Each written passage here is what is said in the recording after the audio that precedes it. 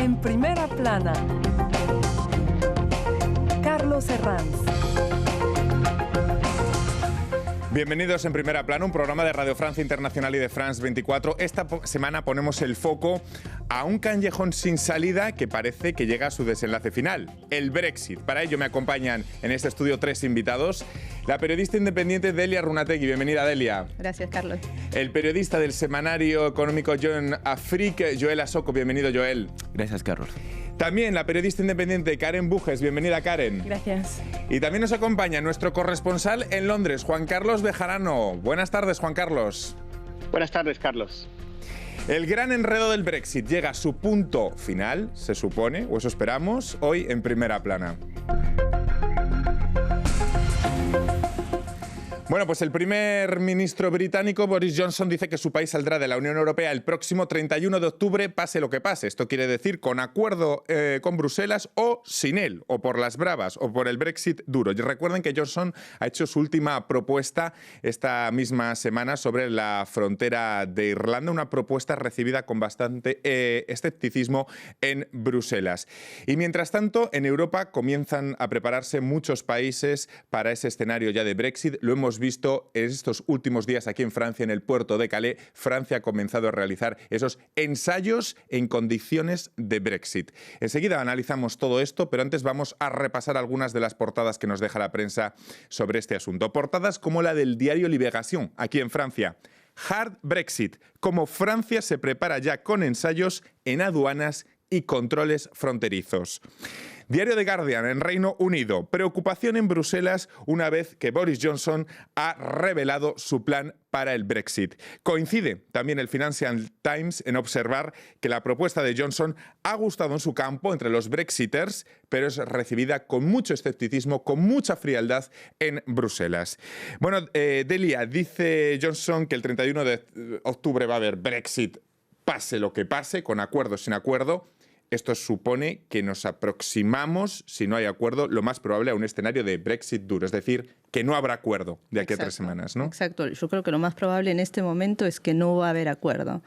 Si Boris Johnson no se adapta a lo que la Unión Europea le está solicitando en este momento, que no lo veo de estado de ánimo de hacerlo. Uh-huh. Expliquemos, Joel o Delia, en qué consiste la última propuesta que ha realizado Boris Johnson sobre Irlanda, que es la cuestión fundamental. Yo creo que, a ver si Joel me dice lo mismo, es un poco confuso, mismo para las personas que estamos un poco habituados a lo que es el Brexit, porque nos propone, en vez de una sola frontera, ahora son 2 fronteras no físicas, pero van a estar ahí. En el mismo tiempo dice que eso va a ser renovado o no cada 4 años por un voto de veto de que sería solamente el Parlamento de Irlanda del Norte. Entonces solamente Irlanda del Norte tendría el poder de decidir si se mantiene o no en este acuerdo. Es un poco confuso. Sí, es confuso y además aceptar que este Parlamento que no está funcionando Exacto. tenga este derecho de veto en ese asunto y rechazar la posibilidad de que Escocia tenga su palabra en el proceso del Brexit es algo extraordinario. No pienso... Porque lo que pretende Johnson con esta propuesta es mantener a Irlanda del Norte en el mercado de la Unión Europea en ciertos sectores como la agricultura, es decir, es en parte trocear un poco el mercado único de la Unión Europea, algo que entendemos que Europa no puede aceptar, Karen. Claro, está jugando un poco sucio, está tensando la cuerda para llegar a un 31 de octubre sin acuerdos y quizás luego que esto derive en un referéndum nuevo y demás.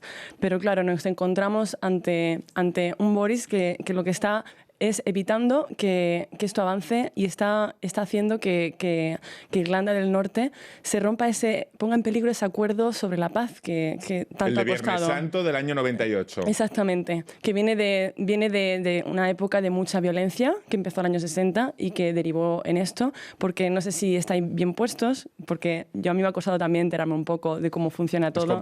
Es complejo. Pero claro, cuando se dio toda esta etapa de violencia, lo que llegaron fue a un acuerdo para evitarlo, porque tenemos a una Irlanda del Sur, o la República de Irlanda, que es totalmente un Estado soberano e independiente, que claro, esta Irlanda continuaría en la Unión Europea. Pero claro, por un lado tenemos Irlanda del Norte, que en el momento que el Brexit se produzca, se formaría de nuevo esa frontera dura, por ese Brexit duro, se formaría una frontera que eso es lo que se está tratando de evitar, porque si no volveríamos a esa época que de aquí que se diga que la expresión de no back is back past, porque es un poco evitar que se llegue otra vez a esta situación. Delia, que además creo que conoce Belfast, no sé, esta propuesta de Boris Johnson podemos decir que amenazaría la paz en Irlanda. Totalmente, porque la historia no es que sea pasada, es algo cuando uno va a Belfast se da cuenta que es una ciudad que se podría decir está amurallada. Todavía hay barrios que separan la facción, por decirlo de alguna forma, de los católicos con los protestantes. Es decir, hay todavía tensiones. Esto solamente agravaría, seguro que va a agravar esas tensiones y es muy peligroso porque un rebrote de la violencia no está tan lejos. Yo creo que ese es un punto que hay que poner mucha atención y la Unión Europea, al no aceptar este tratado con esa forma, yo creo que lo han tenido muy presente. Pues vamos a ver por dónde pasan los cálculos de Boris Johnson, conectando ya con nuestro corresponsal en Londres, Juan Carlos Bejarano. Juan Carlos, ¿por dónde pasan los cálculos del primer ministro británico? ¿Él cree que es posible que la Unión Europea acabe aceptándose ya o se da ya por descontado que habrá un Brexit duro el próximo 31 de octubre? Bueno, Carlos, yo creo que es una propuesta ganadora para Boris Johnson en este sentido. Primero, internamente creo que conseguiría el apoyo del Parlamento, del DUP, de los euroescépticos de su propio partido y de algunos independientes que no quieren que haya un Brexit duro. Se muestra más conciliatorio con la Unión Europea, solucionaría en cierta parte, así sea temporalmente, la posibilidad de no tener que levantar controles fronterizos en Irlanda del Norte, pero sobre todo, en caso de que rechace la Unión Europea esta propuesta, él va a salir ganando diciendo, miren, yo lo intenté, pero fue la Unión Europea la que no quiso evitar que saliéramos con una ruptura total, con un Brexit duro. Gracias, Juan Carlos. Joel, ¿coincides en que puede jugar a esa carta ganadora o incluso carta victimista Boris Johnson en caso de no llegar a acuerdo con la Unión? Siempre es lo que ha hecho. Durante la campaña del referéndum lo ha hecho. Y ahora regresa a este plan. Pero al mismo tiempo pienso que quizás lo más simple es dejar de calcular. Qué grupo va a hacer tal cosa y qué grupo va a hacer tal otra cosa, y dejar de calcular y pensar en lo que es lo más probable, es un Brexit duro, y actuar en consecuencia. Pienso que es lo que la Unión Europea y muchos países europeos han sido haciendo. España, Francia, Alemania, Bélgica, todos han preparado planes de contingencia. De contingencia, sí, sí. En ese caso, y el Reino Unido lo ha hecho también. Así que, bueno, toda la gente está actuando como si eso es el escenario y, bueno, hay que aceptarlo. Además, la semana pasada, si lo recuerdan, Boris Johnson recibió un grave revés judicial cuando el Tribunal Supremo de Reino Unido dijo que era ilegal su cierre del Parlamento británico, un cierre que él indujo, digamos, para un poco sortear el deber legal de llegar a un acuerdo con Bruselas. Después de este revés, Johnson queda en una posición política muy debilitada, ¿no, Delia?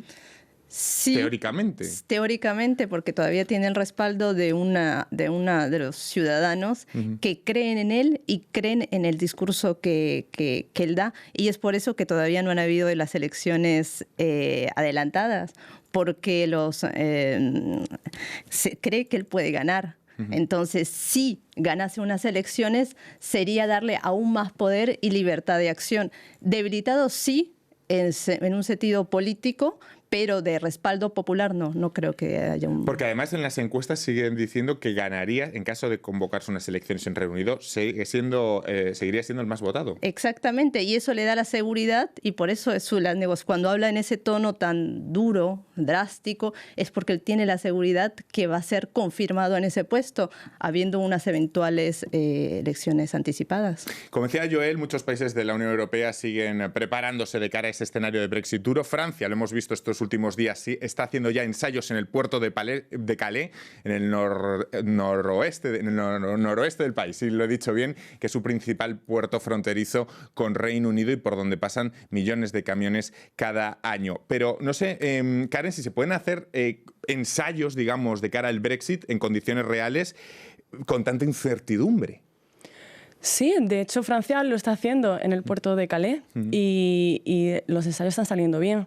Lo que ha apostado ha sido por una frontera tecnológica. La frontera digital, la llamada frontera digital. Claro, sí, exactamente. Consiste? Pues consiste en hacer unos controles apoyándose en tecnología actual, así se harían unos controles muchísimo más rápidos, y lo que ha hecho también es hacer 2 vías, una más rápida, otra más lenta, dependiendo un poco para que así los controles pues fueran también más rápidos. Y bueno, la idea... Evitar el caos, consiste en evitar el caos, ¿no? El día que se produzca el Brexit. Exactamente, y la idea es un poco anticiparnos a ese Brexit duro que parece que es lo que se va a producir. Entonces, no olvidemos que es que por este puerto pasa 4 millones de camiones al año, es una cantidad bastante, es un volumen muy grande, entonces no me parece para nada mal el proyecto que ha hecho Francia, y creo que deberían de hacerlo otros países para un poco anticiparse a lo que puede estar viniendo. Y bueno, si el Brexit se diera, nosotros como turistas, como personas, nos encontraríamos ante una situación un tanto también complicada. Nos encontraríamos que tema mascota, per reception, como dicen, tendríamos que buscar otro tipo de documentación. Tema sanidad también nos encontramos un poco, nos toca de cerca. Tema jubilaciones, ya sean franceses que están residiendo en el Reino Unido, como jubilados que están residiendo en Europa, cómo iría ese tema de jubilaciones. Quedan muchos cabos por atar. Quedan muchos cabos, y este ensayo me parece que es un buen inicio para ponerse un poco en tesitura de lo que puede llegar a suceder. Y las grandes ciudades europeas como Berlín, como París, como Ámsterdam, ¿no ven, dando la vuelta a las cosas, una oportunidad en el Brexit a partir de todo el éxodo de empresas de Reino Unido que pueden instalarse ahora en ciudades europeas, Delia? Yo creo que sí, porque ya han habido ciudades que han recepcionado las empresas que decidieron partir de Reino Unido. Pero yo creo que también es a nivel político. Se ve que habiendo un espacio, que el espacio que va a dejar eventualmente el Reino Unido, va a haber un espacio a tomar. Y yo creo que Francia está haciendo el presente porque ellos quieren tomar ese gran espacio que ocupaba el Reino Unido. ¿Hay oportunidad, Joel, para ciertas ciudades europeas? Algunas, pero hay que recordarse que Londres ha sido un centro financiero por décadas ante la Unión Europea, y seguirá siendo un centro financiero muy importante después. En el caso de África, las empresas de inversión que están en Londres no han cambiado su ubicación, quedan allá. Y en el Banco de Inglaterra hizo lo que llaman stress test para establecer la solidez del sistema financiero, y se dan sus conclusiones es que en el caso de un Brexit duro, el sistema financiero queda sólido. Así que no tienen esa presión. Yo desearía... Sí, muy matizado, muy matizado. En cualquier caso, será una realidad que veremos a lo mejor a partir del 31 de octubre. Despedimos en este punto a los telespectadores de France 24. Nosotros continuamos hablando del desenlace del Brexit en Primera Plana.